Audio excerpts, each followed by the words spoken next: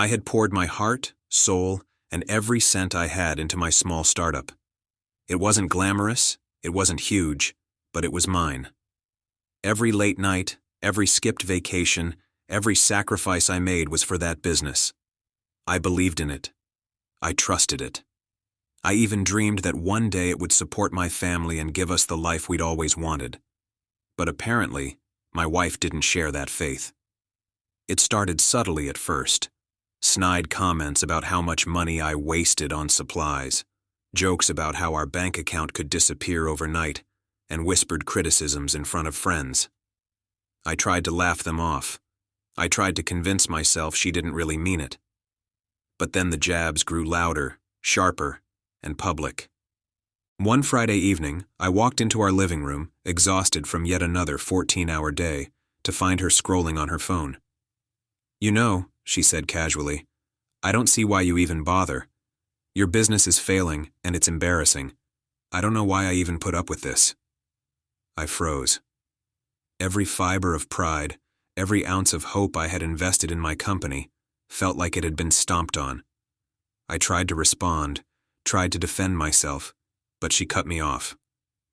"Seriously," she laughed, her voice dripping with mockery. "Maybe you should just give up and get a real job. Or maybe start living in your little fantasy world while I take care of real life." I swallowed my words, my hands trembling. I had never felt such a mix of humiliation and betrayal. This wasn't just criticism. It was derision, disdain, and an utter lack of support from the person I trusted most. Then came the final blow.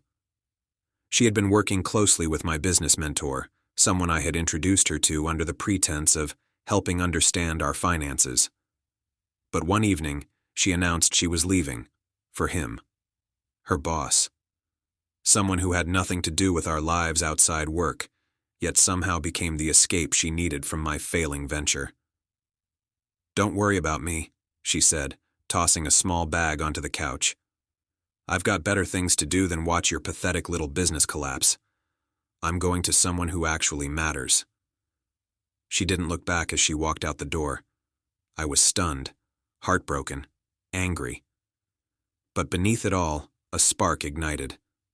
This wasn't going to be the end of my story. Not by a long shot. The next day, I went to the office, threw myself into work, and started making calculated changes. I cut costs ruthlessly but intelligently, reconnected with loyal clients, and sought new opportunities. Every setback became motivation. Every memory of her mocking smile, every scoff at my dreams, became fuel. Weeks turned into months. I networked harder, innovated smarter, and took risks that my wife would have never believed in. Slowly, the business began to stabilize. Revenue increased, contracts expanded, and our small brand began to gain recognition. Meanwhile, my ex-wife, because that's what she became, was struggling. Her relationship with her boss fizzled quickly. Without the backbone of mutual respect or shared values, the romance crumbled under pressure. I didn't laugh. I didn't gloat. I stayed focused. Then came the day I attended an industry conference. I was a guest speaker now, recognized for the turnaround of my company, and a panelist discussing growth strategies. As I walked off stage, smiling and confident, someone tapped my shoulder. It was a mutual acquaintance. "Your wife?" they said, nodding toward the back of the room. And there she was, looking lost and uncomfortable, trying to blend into the crowd. Her eyes met mine, and for the first time, I saw hesitation, doubt, and perhaps even regret. I didn't approach her. I didn't need to. My success spoke for itself.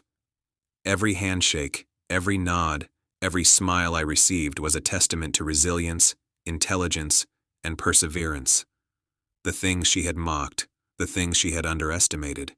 Months later, my company was thriving. We launched new products, signed significant deals, and I even started mentoring young entrepreneurs who were chasing their dreams. I wasn't just surviving, I was leading, inspiring, and proving that failure isn't defined by temporary setbacks, but by how you respond to them. As for her, she reached out timidly on social media. I I hope you're doing well, she typed, the words heavy with unspoken remorse.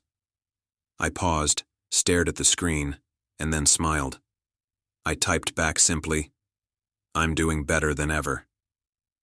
I didn't need to explain. I didn't need to justify.